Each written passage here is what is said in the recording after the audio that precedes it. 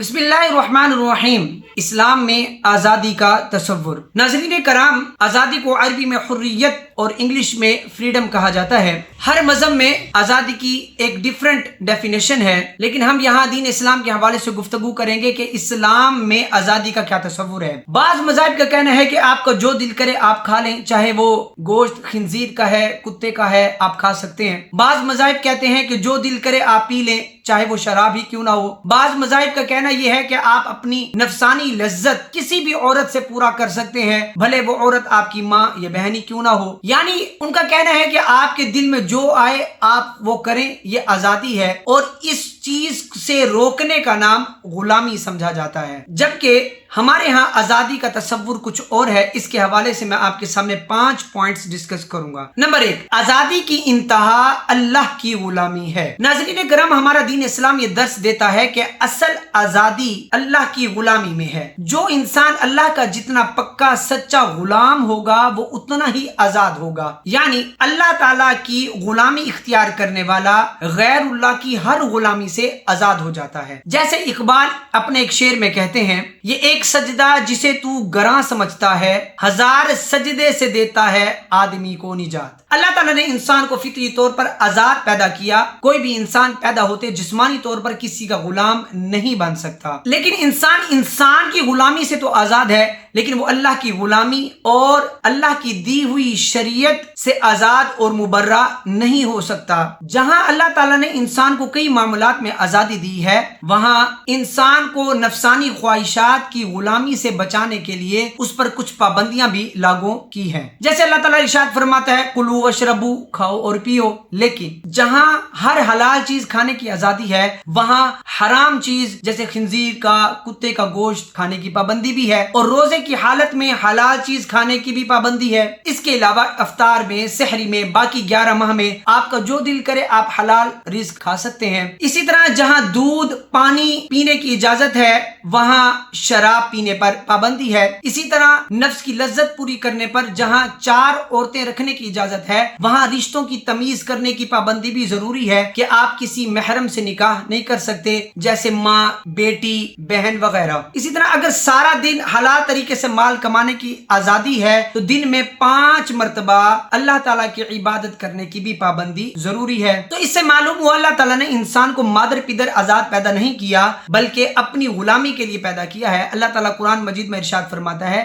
بے شک انسانوں اور جنوں کو اللہ نے اپنی عبادت کے لیے پیدا کیا ہے۔ تو اصل میں انسان کی آزادی اللہ کی غلامی میں ہے۔ دیکھیے، جب ہم کلمہ پڑھتے ہیں، ہم کہتے ہیں لا الہ الا اللہ، نہیں ہے کوئی معبود سوائے اللہ کے۔ اللہ کے علاوہ ہر غیر اللہ کی غلامی سے نجات کا اعلان کرتے ہیں اور اللہ تعالیٰ کی غلامی اختیار کرنے کا اعلان کرتے ہیں۔ تو یہ کلمہ ہمیں بتاتا ہے کہ ہم نے غلام صرف اللہ کا بن کر رہنا ہے۔ جو انسان اللہ کا پکا سچا غلام ہے، وہ ہر شخص کی غلامی سے آزاد ہے۔ یا یہ بات بھی یاد رہے، یہ اللہ کی غلامی کوئی جبر، کوئی زبردستی نہیں ہے۔ دیکھیے، یہ غلامی کا تقاضا ہے کہ جس مالک کے دیے ہوئے رزق کو ہم کھا رہے ہیں، تو اصل مرضی اس مالک کی ہے کہ وہ ہمیں کھانے کی جس چیز کی اجازت دے گا ہم وہ کھائیں گے، اور جس چیز کی وہ پینے کی اجازت دے گا ہم پیئیں گے، کیونکہ اصل رازق اور اصل مالک تو اللہ تعالیٰ کی ذات ہے، اور ہر چیز کا مالک اللہ ہے۔ تو وہ جو ہمیں حکم کرے گا ہم وہ کھائیں گے، وہ پیئیں گے، اور جس چیز سے وہ منع کر دے گا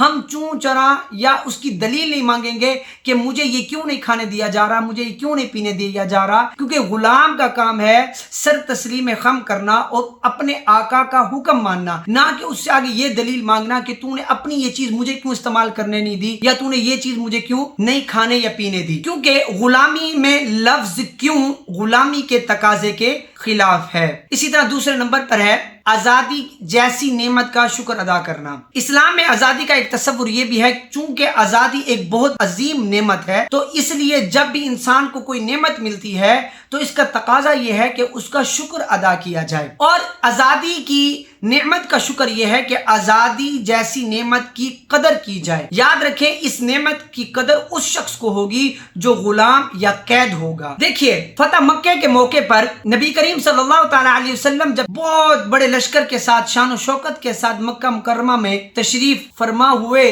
تو آپ نے وہاں शुक्राने के 8 नवाफिल अदा किए। सहाबा करम ने शुक्राने के तौर पर तवाफ और नवाफिल अदा किए, क्योंकि वो उस आज़ादी की नेमत की कदर करना जानते थे। तो उन्होंने इस आज़ादी की नेमत का शुक्र कैसे अदा किया? अल्लाह ताला की बारगाह में सजदा रेज होकर। लेकिन हमारे यहाँ आज़ादी का जश्न कैसा मनाया जाता है, ये हम हर साल देखते हैं। सड़कों पर निकलना, शोरगुल करना, लड़कियों को छेड़ना, वन व्हीलिंग करना, बाजे बजाना। अब एक तरफ देखिए कि इस्लाम हमें आज़ादी मिलने पर किस तरह का दर्स देता है कि हमें किस तरह उसकी नेमत का शुक्र अदा करना चाहिए और हमारा तर्ज अमल क्या होता है। तो हमें भी चाहिए कि इस आज़ादी की नेमत के शुक्राने के तौर पर हमें नवाफिल अदा करने चाहिए, हमें अपने मुल्क की खिदमत करनी चाहिए, मुल्क की अमलाक का लिहाज और ख्याल रखना चाहिए, ना कि ये तर्ज अमल अपनाना चाहिए जो आजकल के नौजवान अपनाते हैं। इसी तरह नंबर 3 पर है आज़ादी मिलने के बाद इंतकाम ना लिया जाए। इस्लाम के नज़दीक आज़ादी का एक तस्वुर यह भी है कि जब इंसान को आज़ादी हासिल हो तो उस वक्त वो फसाद बर्पा करने या इंतकाम लेने के बजाय खुश इखलाकी का मुजाहरा करे। देखिए, इसकी सबसे बड़ी मिसाल फतह मक्का की मिसाल है। जब नबी करीम सल्लल्लाहु तआला अलैहि वसल्लम मुसलमानों के हजारों के लश्कर के साथ मक्का शरीफ दाखिल हुए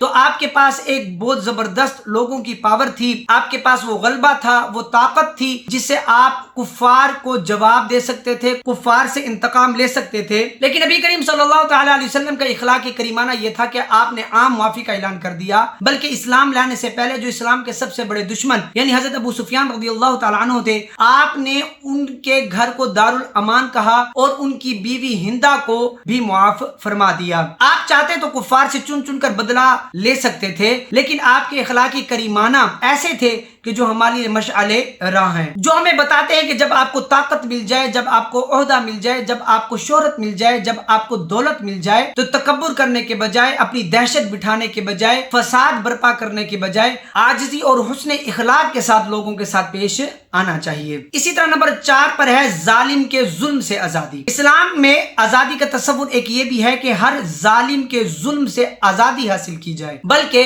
जालिम के जुल्म पर खामोश रहना भी जालिम के साथ उसकी मदद करने के मुतरादिफ है। यानी कहा गया कि जहां जुल्म हो रहा हो, अगर तुम हाथ से रोक सकते हो तो हाथ से रोको, अगर तुम जबान से रोक सकते हो तो जबान से रोको, अगर ये भी नहीं कर सकते तो कम से कम दिल में इसको बुरा जानो, यानी जुल्म को जुल्म तो समझो। इसकी सबसे बड़ी मिसाल वाक़या करबला है। इमाम हुसैन रज़ियल्लाहु तआला अन्हु ने यजीद पलीत की बैअत ना कर दुनिया वालों को हर यजीदियत से निपटने का तरीका अता फरमा दिया है, और आपने ये दर्स दिया है कभी भी जुल्म का साथ ना दो, चाहे तुम्हारी जान ही क्यों ना चली जाए। तो खुद को और इस्लाम को जालिम के जुल्म से बचाना, ये इस्लाम का तस्वुर आजादी है। और नंबर 5 पर है अंबिया की बेअसत का एक मकसद। अंबिया कराम की बेअसत का यानी उनको भेजने का एक मकसद ये भी था कि इंसानों को इंसानों की गुलामी से आजाद कराया जाए, यानी उनको बताया जाए कि किसी गोरे को काले पर, किसी काले को गोरे पर कोई फजीलत नहीं है। उनका मकसद ये था कि इंसानों को शिर्क से आजाद कराया जाए, इनको जाहिलाना रसूमात से आजादी